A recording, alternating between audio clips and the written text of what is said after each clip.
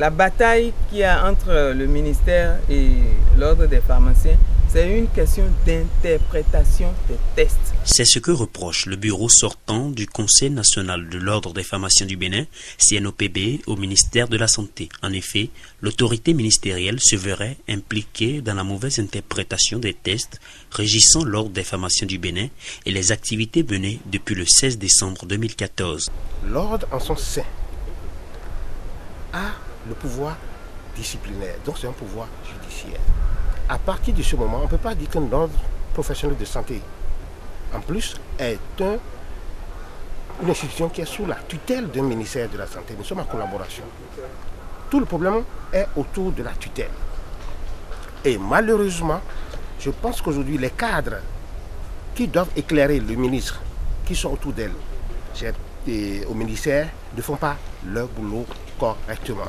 Une république, c'est d'abord les tests. Une république, c'est le respect des tests. Et les tests qui sont là, il faut les respecter avec fermeté. Devant cette indifférence et la tournure que prend les événements, le conseil du bureau sortant a organisé ce jeudi 29 janvier un point de presse pour exprimer leur mécontentement et clarifier les choses.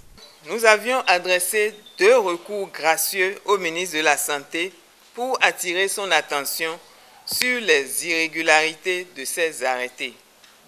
Malgré cela, dans sa volonté manifeste de ne pas respecter les tests qui régissent notre profession, elle a fait organiser par la CO les élections pour le renouvellement des instances dirigeantes de l'Ordre national des pharmaciens du Bénin. Ceci est illégal.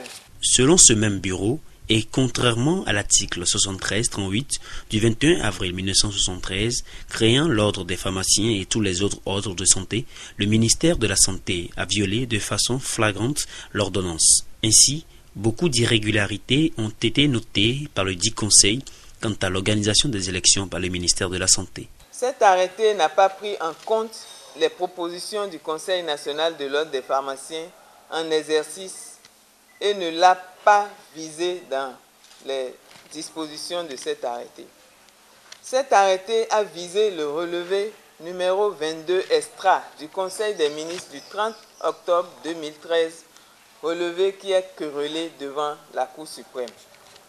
Cet arrêté a créé une commission électorale ordinale, structure non prévue dans nos tests. Cet arrêté a permis à des pharmaciens qui ne sont pas inscrits au tableau de l'ordre de participer aux élections.